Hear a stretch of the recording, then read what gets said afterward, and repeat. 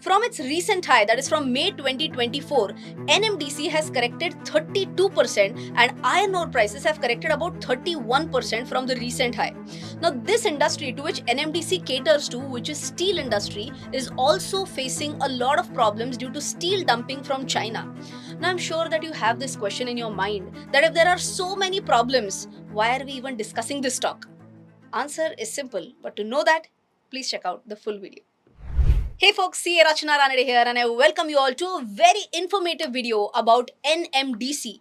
NMDC is National Mineral Development Corporation and this is a Navratna company which is India's largest iron ore producer, and almost entire iron ore produced by this company is used for manufacture of steel.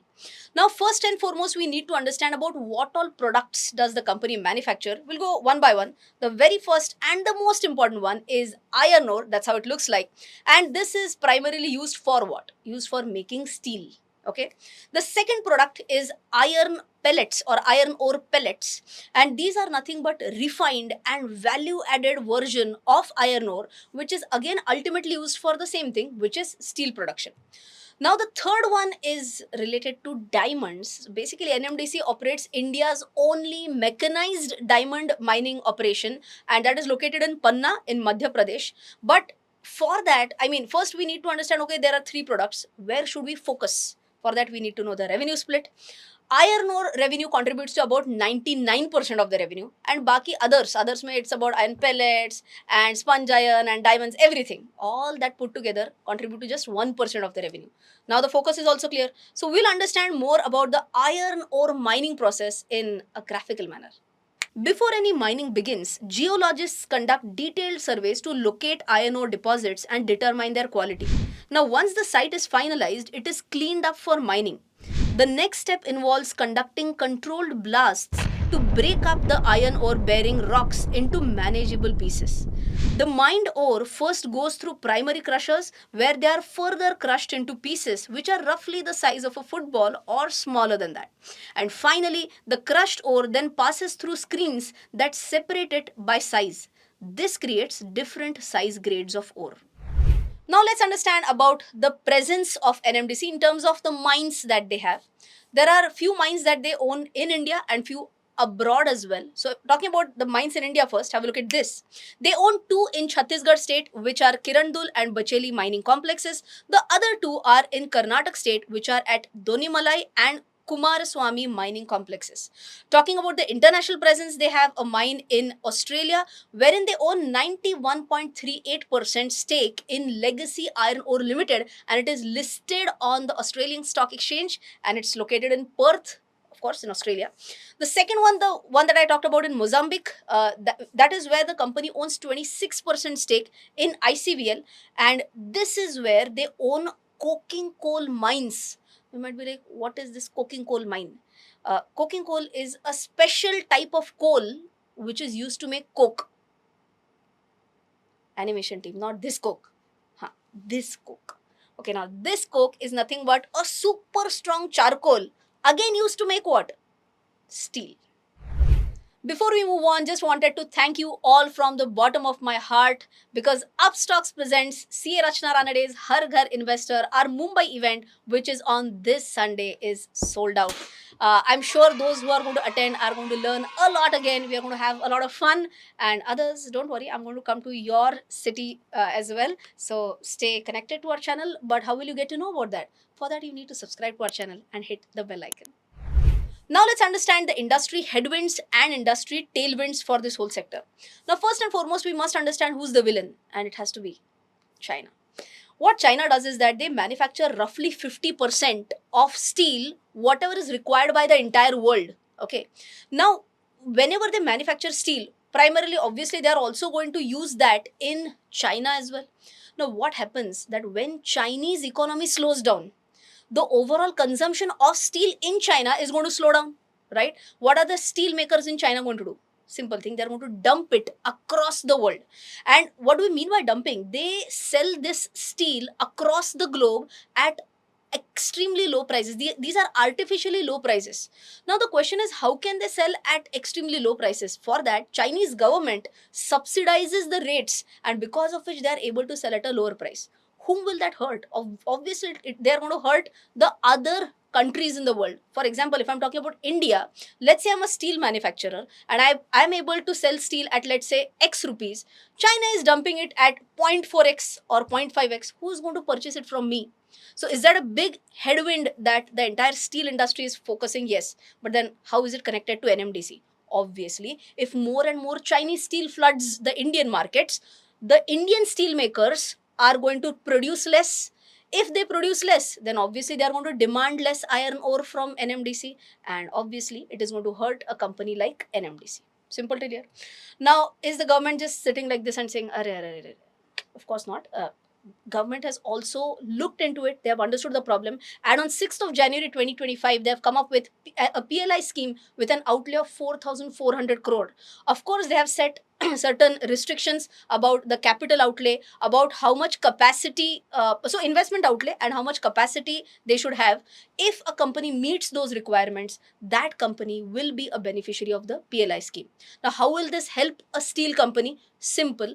Because they'll be a beneficiary of the PLI scheme, they'll be able to lower down their steel production costs and effectively compete with a Chinese steel maker. Now let's understand about the financials. Let's first focus on Q2 FY25 data. Sales is up by 22.54%, operating profit is up by 16.4%, and net profit is up by 17.4%.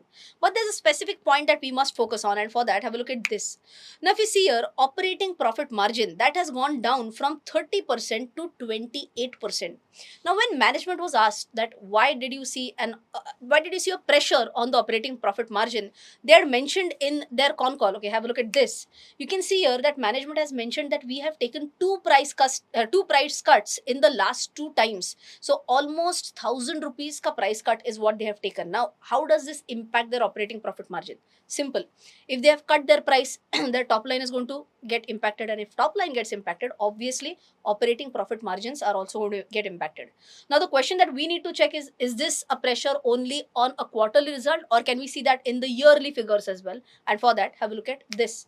Now, if we see here, for the yearly figure, operating profit margin 24 as compared to 23, it's stable at 34%. I totally understand that it's way lower as compared to the previous year data, and you know why, right? The prices, iron ore prices have been falling drastically. That's what we saw in the first section of the video. That is going to impact the operating profit margins. But TTM, you can see a slight rise, and it has now come up to 35%. So all in all, what is the figure for yearly data? Sales up by 20.6%, operating profit up by 20.4%, but net profit was down by 0.4%.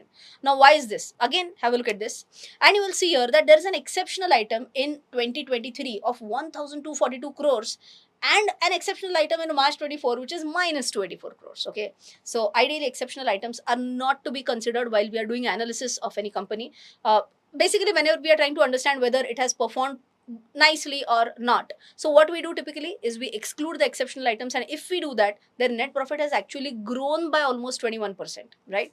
Talking about just one final point, management is also expecting a production output of 50 million tons in this year, which is almost 11% higher than the production that they did in FY24. Now let's understand about the shareholding pattern. Simple logic: if ideally FIIs and institutional investors are basically increasing their stake, that is considered as a good sign. So if you see here, FIIs have increased their stake from September 23 to September 24, and they have taken it up from 8.32% to 12.6%, right? But whatever we have talked about till now is about the past performance. In the next section, we'll talk about what are their upcoming plans. Now let's understand about the infrastructure projects which are expected to be completed by the mid-calendar year 2026. There are three projects in hand. The very first one is about a 2 million ton per annum pellet plant. If you remember, we had talked about iron pellets in the beginning of the video. A 10 MTPA beneficiation plant and a slurry pipeline. You might be like, what is a beneficiation plant? It's a plant where some processes will be done on iron ore, where the concentration of iron will improve.